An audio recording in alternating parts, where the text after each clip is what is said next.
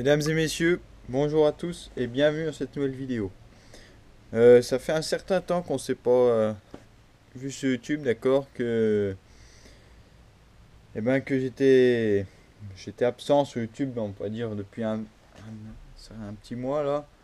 Vous m'avez vu dernièrement dans le fabrication de téléviseurs. Bon, ça marche bien, d'accord. Mais bon, c'était pas une vraie vidéo, d'accord. C'était pas une vraie vidéo comme je le fais là avec une présentation, etc. Je donne des explications très précises. Enfin, j'essaye. Euh, je pense donner des explications très précises. Mais aujourd'hui, on se retrouve donc début septembre, d'accord. Donc voilà, c'est pour ça qu'il y a une petite vidéo pour parler un petit peu de tout ce qui a été fait cet été. Mais je vais pas vous parler que de ça, enfin, que très rapidement parce que j'ai un petit projet à faire qui peut être relativement intéressant pour n'importe quel tourneur amateur, d'accord, ou même tourneur professionnel, hein, ça, pourquoi pas. Donc, pour commencer, eh ben, on avait deux projets en cours, souvenez-vous, j'avais le micro-tour, d'accord, donc ça j'étais un peu certain du résultat, et la fabrication d'outils à tronçonner, qui j'aurais dû faire la suite, mais le problème c'est que j'ai eu un projet qui est venu très rapidement, où il y avait besoin de tronçonnage assez important, d'accord, et j'ai pas pu le faire en vidéo, d'accord. Je me suis dépêché pour le faire. On aura l'occasion de l'utiliser tout à l'heure. Alors, comme vous le savez, j'ai deux tours, d'accord. Bon, ça, je pense que vous connaissez un petit peu la chaîne maintenant. J'ai deux tours, un qui est monté tout le temps en 4 morts, d'accord, puisque c'est là où je fais un peu tous mes usinages un peu plus compliqués, d'accord, tout simplement parce que j'ai les avances, les tambours vont mieux, je trouve que ça. Voilà, donc je trouve que c'est un tour qui va mieux, j'ai les avances un peu, je peux régler différentes choses pour user le copeau facilement. D'accord, j'ai de la puissance aussi, donc ça va bien pour faire des plus grosses pièces. Par contre, des fois, en reprise, j'utilise souvent l'Emco, mais mon tour Emco, eh ben, j'ai pas grand chose pour faire du montage avec, d'accord. Du montage qui tourneront, d'accord. J'ai que les mordures intérieures, pardon, enfin, ceux pour serrer extérieurs, les petits diamètres. J'ai même pas les morts externes, d'accord. Donc c'est vrai que c'est un peu plus embêtant. Bon, c'est vrai que je n'ai jamais utilisé les morts extérieurs là-dessus. J'utilise les plateaux là parce que tout simplement quand il y a du gros diamètre, là-bas j'ai de l'avance transversale. Alors que là j'ai rien en avance, d'accord. Enfin, si j'ai, mais c'est pas pareil. Donc j'ai utilisé ça pendant 2 ans, ça va très bien aller, d'accord. Mais après c'est vrai qu'on a tendance à vouloir aller un peu plus loin. Mais j'ai gardé ce tour parce que c'est vrai que il va bien.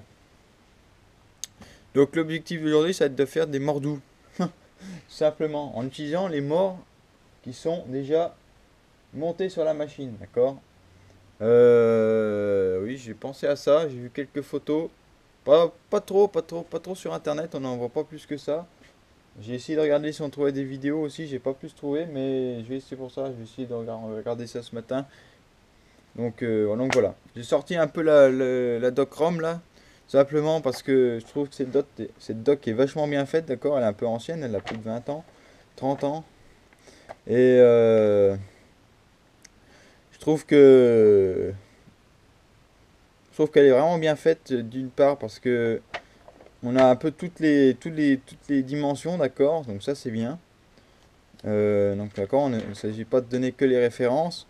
Et on a aussi tout un tas d'explications qui vont bien avec. Et je trouve ça vraiment intéressant, d'accord. Donc là, on a tous les kits, ils nous montrent tout ça en marche, d'accord. Donc ça, il est très connu, on l'a au lycée, ça pour dire, d'accord. Marche bien. Donc voilà un petit peu, ça c'est les pointes que j'ai à la maison. Donc celle-ci là. Donc Chrome, c'est quelque chose que j'aime bien. Un bon fabricant. Et donc, ils vendent aussi les mordous. D'accord. Donc, en général, quand vous achetez des mordous, c'est ceux-là, ce type-là que vous achetez, d'accord. Sauf si vous avez des morts rapportés. Si vous avez un mandrin mort rapporté, donc comme ceux-là, ça c'est un peu spéciaux, mais comme ceux-là, par exemple, vous pouvez, euh, vous pouvez simplement enlever la partie traitée, donc les morts traités, d'accord, pour tout simplement mettre, tout simplement faire par exemple un bloc en ferraille ou en alu, ça dépend de la pièce à usiner, que vous amenez tout simplement à léser pour qu'elle tourne rond, d'accord. C'est le seul moyen pour un tour d'un mandrin 3 morts qui tourne rond, d'accord. On a aussi ces mandrins là, d'accord, avec un cran, d'accord. Donc la course c'est pas sur toute la longueur, on bouge simplement l'écran des morts. Donc voilà, on a tout un tas. Et ce qui est intéressant aussi, c'est les nez de broche, d'accord. Moi sur Emco, c'est celui-ci, c'est cône numéro 3, d'accord. Et donc c'est un cône qui est normalisé, d'accord, mais que il me semble que seul Emco fait des mandrins directement adaptables dessus. Et donc pour aller faire un faux plateau là-dessus, je n'explique pas le merdier, d'accord. Ça se fait, d'accord, il n'y a rien qui ne se fait pas, mais c'est vrai que c'est beaucoup plus compliqué. Nez de broche filetée, on n'en parle même pas, c'est quand c'est ancien. On va dire que les plus répandus, c'est les Camlock, d'accord, et puis qu'est-ce qu'on a? Les Camlock et ceux-là aussi, les L, d'accord, tout ce qui est rameau, tout ça, ça les L vont bien. Camlock de Vallière en ont. Et donc voilà, donc après, ça c'est les normalisés. Après, il y a les constructeurs qui faisaient leurs propres cônes, comme moi, Olin ou Cazeneuve. Je travaille au boulot. C'est vrai que c'est des cônes qui sont. Il me semble que Cazeneuve était normalisé, fut un temps. Je me souviens plus exactement. J'avais vu l'histoire, mais je me souviens plus. Et donc voilà, donc il faut usiner forcément un faux plateau, alors que là, on peut trouver directement des mandrins adaptables dessus, d'accord? Avec le cône court qu'il y en a ici. Donc un cône de centrage qui est quand même de très haute précision. Tout ce qui est Erno Somua AC 140, 200, 280 si je me trompe pas, on a ça comme nez de broche. Donc voilà, c'est très intéressant comme doc, c'est pour ça que je la garde. Et puis je pense qu'elle doit toujours être valable aujourd'hui, d'accord. Donc on a un peu toute la gamme de produits qui font donc serrage de pièces. Donc voilà, donc on va regarder ça de plus près. Donc voilà, donc ça c'est mon mandrin MCO, d'accord. Donc c'est un mandrin diamètre je ne sais plus combien, 110 ou 115 il me semble. Je sais même pas si c'est, ouais, 110. Donc normalement c'est 100, 80 les tailles de mandrin, 80, 100, 80, 100, 125. Voilà, c'est ça. Et on n'a pas 110. Et donc ça c'est un mandrin de taille 110.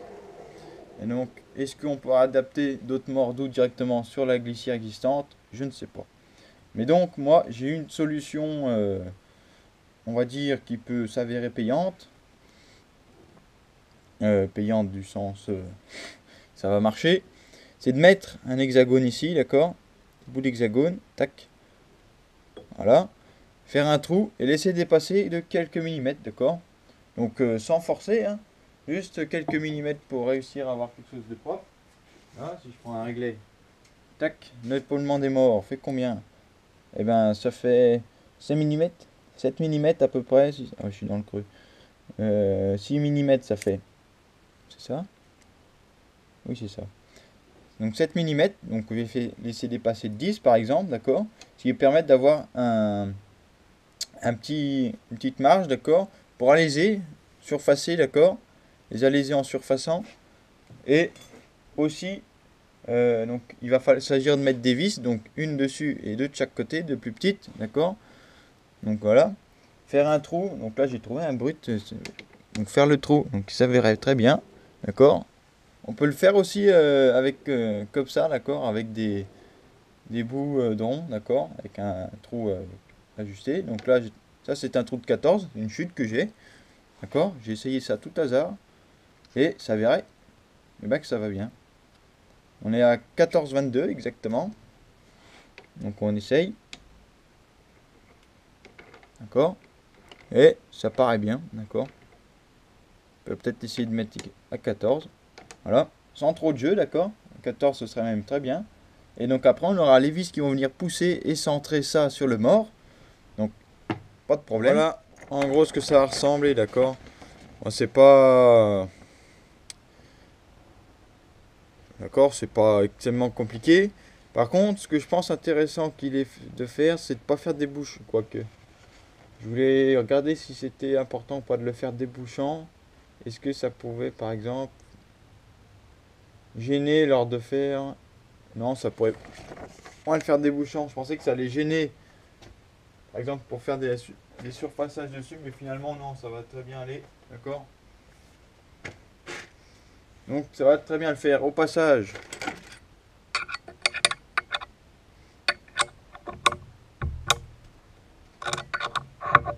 voilà l'outil à tronçonner que j'ai fini, d'accord. Donc hier j'ai tronçonné un bout de inox avec, d'accord, diamètre 60, pas de problème, ça marche très bien avec, d'accord. Donc là, vous voyez, c'est très rigide, d'accord, il n'y a pas de problème. Le seul petit problème que je peux avoir, d'accord, c'était prévu, mais le tarot a pété dedans. C'était de mettre une vis ici anti-relèvement, d'accord.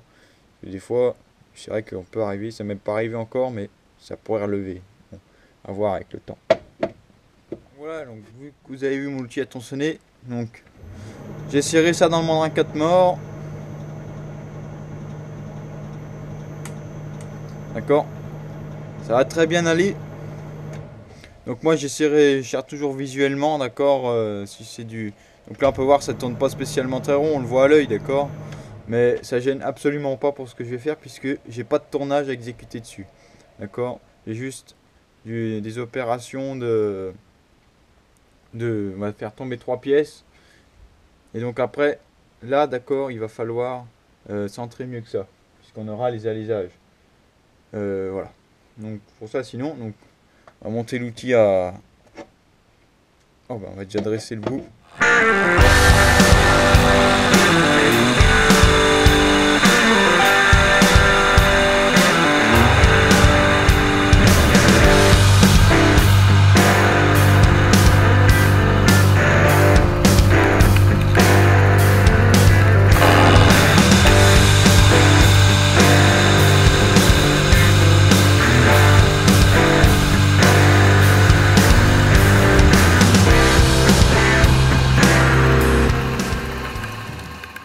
Combien en épaisseur exactement?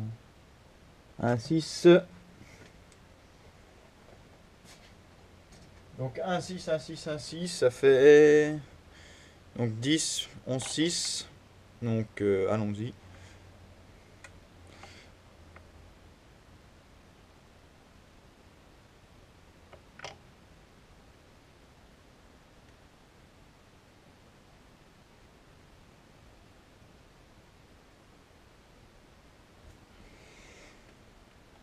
On n'est pas au centième près, mais c'est vrai que je préfère toujours avoir des pièces qui sont mieux exécutées. Voilà. Pareil, quand vous avez outil à tronçonner, lubrification à donf, c'est toujours mieux.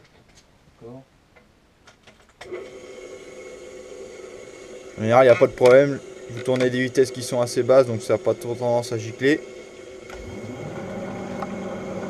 Donc voilà, j'ai serré ça. C'est la première fois qu'il va essayer l'hexagone. J'espère qu'il va bien réagir.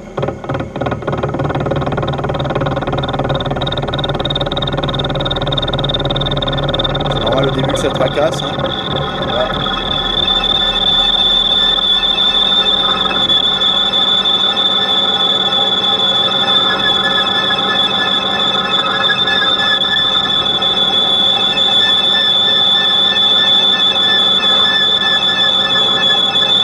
Ça couine tout simplement parce que on est loin du mandrin, d'accord.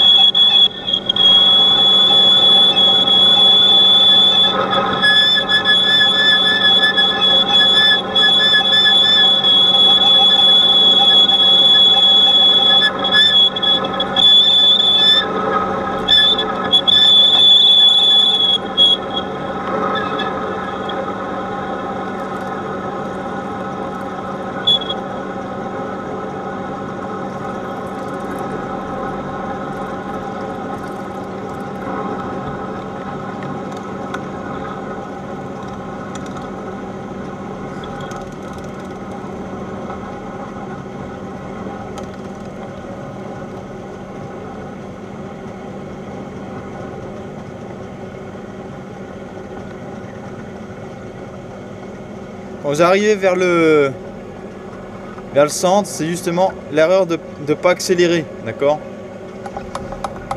Parce que quand vous accélérez, le problème c'est que le diamètre est déjà petit, donc ça fait qu'aggraver la chose. Donc voilà un petit peu, donc toujours ce fameux téton qui reste, hein. Donc le fini est pas mauvais, hein. D'accord. C'est très bien. Donc là pareil, on va juste contrôler la cote. De toute manière j'ai pas de...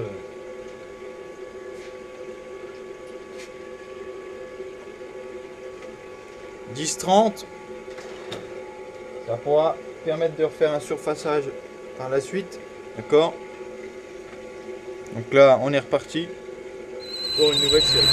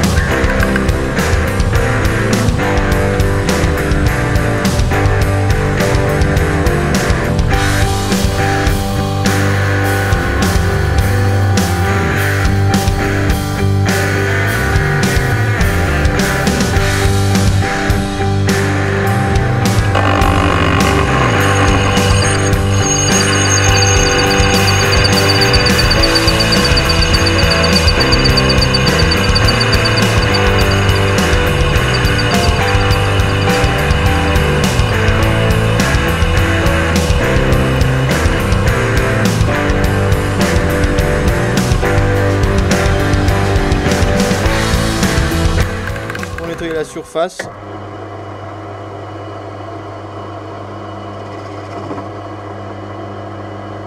Hop.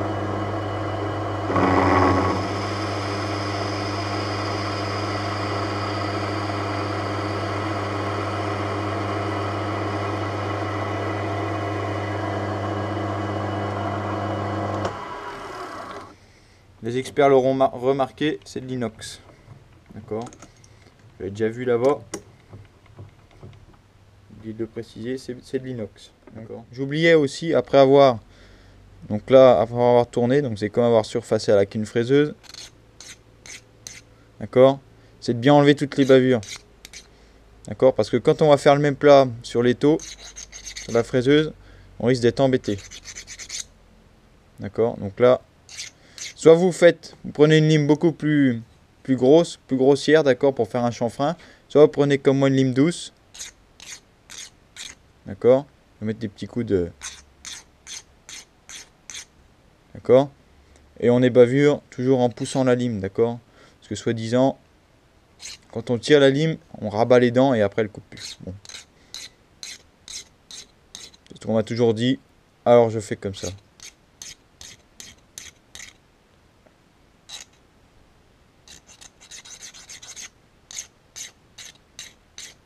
Voilà. Passez votre doigt après, vous la sentez la bavure, si elle est chiante ou pas. Il faut bien vous rappeler que la bavure, c'est l'ennemi en mécanique, d'accord. C'est la raison pour laquelle un montage parfois ne se monte pas, ou bloque, ou coince, parce qu'elle s'arrache dans un système, d'accord. Et elle vient se mettre jamais au bon endroit, d'accord. Donc voilà la première face. Donc je vais faire les 3 autres. D'accord, les 5 autres même. Et donc, on va pouvoir passer à la suite. Donc étape suivante, fraisage du plat du dessus. D'accord, pour pouvoir mettre la vis, la contre-vis principale, qui va permettre de maintenir tout ça dans les morts. Donc voilà. Et on a aussi, j'ai bloqué les 3 pièces en même temps dans l'étau, à mort guidée. Donc c'est une technique qui est en général pas interdite, mais pas loin.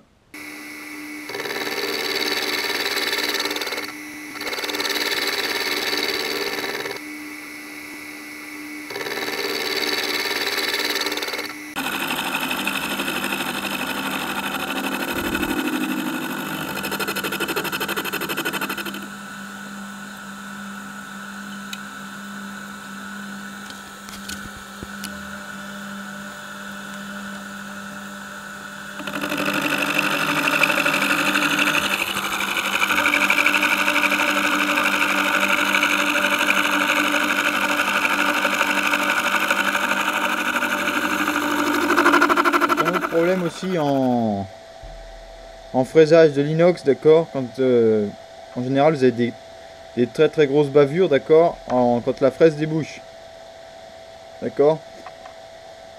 Là ça va, c'est pas une passe excessive, mais quand vous faites des passes excessives dans l'inox, d'accord, c'est une catastrophe. Ça fait une grosse bavure, donc n'essayez surtout pas d'enlever à la main. Parce que quand ça vous coupe, ça c'est raide, d'accord, c'est plein de chrome, c'est dur comme du chien, donc faire attention à ce qu'on fait. Voilà. Maintenant un peu de traçage. Donc, ce que je viens faire,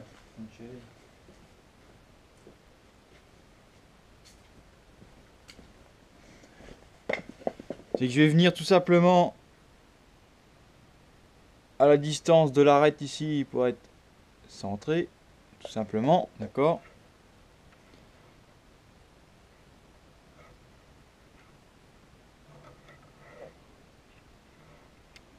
Voilà, petit coup de... Ça vaut pas un vrai Trusquin, mais on n'est pas loin du tout de la vérité. Donc du coup j'ai mis sur le tour. Une machine que je peux croire. C'est l'avantage, pardon, d'avoir un mandrin 4 morts. C'est bien celui-là.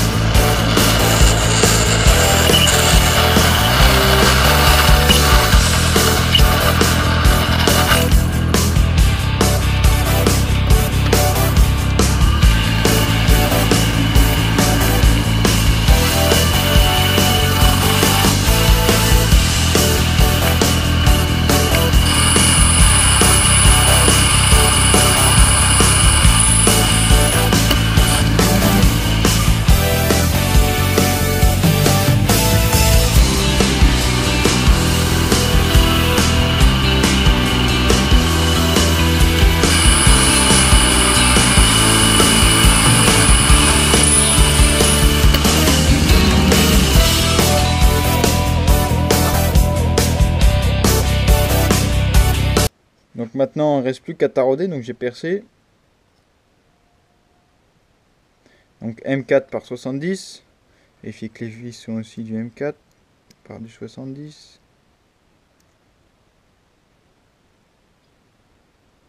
Ça en a tout l'air. Voilà. Vous voulez savoir où j'ai acheté ce mini tourne à gauche? Pas de problème. Je l'ai fait moi-même. vous intéresse, n'hésitez pas à aller voir la vidéo de la fabrication, d'accord, en 2 parties. Donc c'est un bon projet, d'accord, et c'est surtout très utile, mine de rien.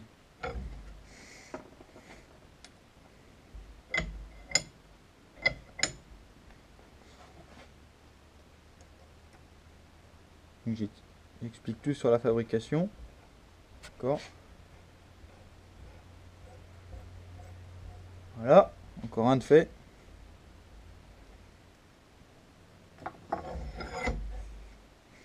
Un petit dernier quand même pour la route. Tac. Où es-tu? Tu es là. Hop là.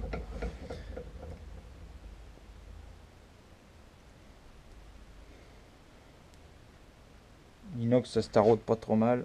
Bon là ça va, c'est une petite longueur.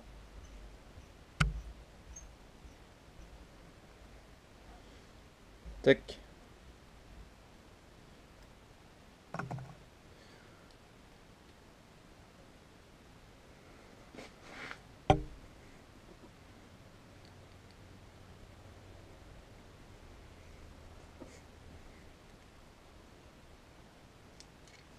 On restera à les couper. On va essayer ça sur le tour. Donc voilà, j'ai presque fini. D'accord. Bon, je vais en terminer là pour aujourd'hui. J'ai donc percé, dressé, centré, percé. Donc le trou est pas spécialement formidable. Il y a des bavures, donc c'est pas terminé. Mais bon, si je continue là, ça va me faire une vidéo de. Ça va être très très long. D'accord. Mais là, on est bien. Donc, vraiment, le plus gros du travail est fait.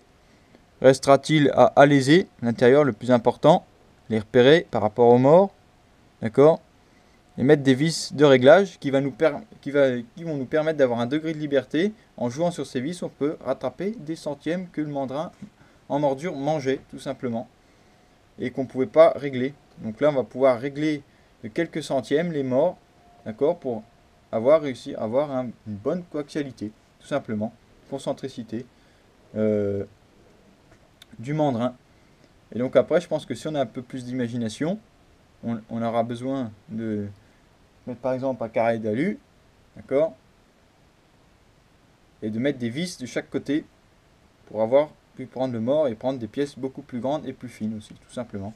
Donc je pense que c'est une bonne idée d'utiliser ces mordures pour ça. Donc serrage des vis aussi, pour serrer des vis sans sans plaquer le filet. Donc là bien sûr c'est de l'inox, c'est un peu plus dur. C'est pour ça que j'ai pris ça, tout simplement parce que l'inox est quand même dur, mais travaillable, d'accord. Je travaille, c'est pas trempé, mais c'est dur, c'est un minimum dur pour pouvoir être usiné, mais être suffisamment mou pour être usiné, mais pour aussi être dur pour le serrage, simplement. Donc après, je pense qu'il y en a qui peuvent faire en aluminium, etc. Il y a plein de... Si on a un peu d'idées, on regarde, on peut avoir de très beaux montages en mordeau, tout simplement. Donc voilà, je pense que c'est une bonne technique à s'approprier. Donc merci d'avoir suivi cette vidéo, merci à vous de me suivre. Je viens de voir qu'on a passé les 1100 abonnés, c'est très bien. J'en suis satisfait. Jamais je pensais qu'il y allait y avoir autant de monde qui allait s'intéresser sur les pages francophones à ça. Tout simplement qu'il n'y avait personne avant, donc c'était pas ou très peu de monde, d'accord. Pas dire personne, ce serait mentir. Il y en a qui étaient déjà là avant moi. Mais c'est pour ça que ça m'a donné des idées. Continuer à faire cette chaîne. Je ne sais pas où ça va nous emmener. Peut-être loin, peut-être, je sais pas. À voir. Donc, en tout cas, c'est vous qui choisissez. Merci à tous. Je vous en remercie. Et à la prochaine pour une nouvelle vidéo. Moi, je vous dis bon usinage. Allez, ciao!